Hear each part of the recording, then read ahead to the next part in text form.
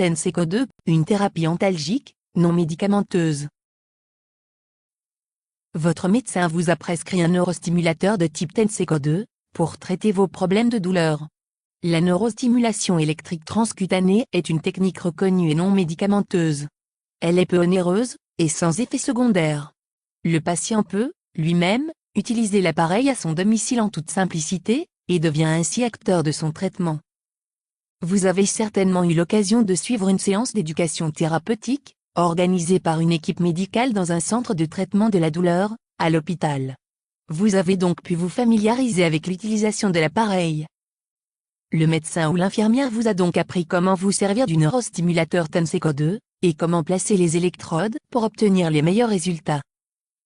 Commencez par placer les électrodes sur les emplacements que vous a indiqués l'équipe soignante. D'autres exemples de placement d'électrodes sont aussi présentés dans le mode d'emploi détaillé du stimulateur. Vous reliez ensuite les électrodes au câble que vous branchez sur l'appareil. Idéalement, vous commencez par brancher les câbles sur le canal 1, situé au bas du stimulateur sur la partie gauche. Avant de commencer, vous devez veiller à positionner l'interrupteur, placé sous l'appareil, sur la position « On ». Ensuite, vous allumez le neurostimulateur, en appuyant sur le bouton du bas, marqué d'appoint. L'écran s'est allumé.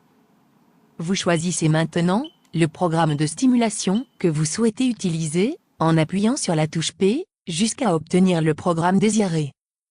Le choix du programme le plus adapté à votre stimulation, ainsi que la durée et la fréquence d'utilisation, vous auront certainement été communiqués lors de votre séance d'éducation thérapeutique par l'équipe médicale. Si toutefois vous n'êtes plus sûr, vous pouvez sans risque utiliser le programme P1, P3 ou P10 pour soulager vos douleurs.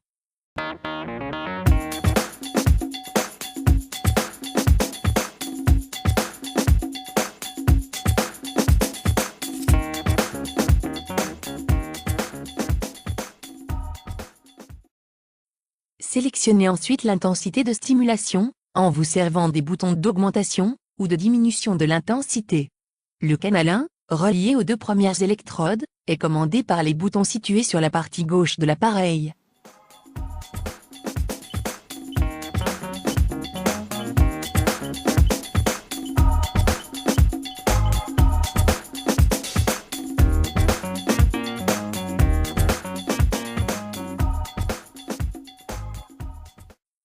L'intensité de stimulation doit toujours rester confortable et non douloureuse, et en accord avec l'information reçue lors de la séance d'éducation thérapeutique.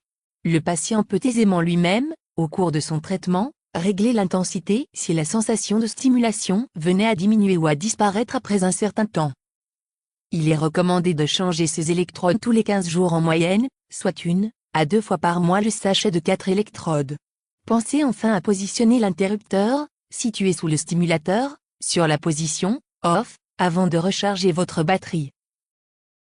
Puis veillez toujours à repositionner cet interrupteur sur la position « On » avant une nouvelle utilisation.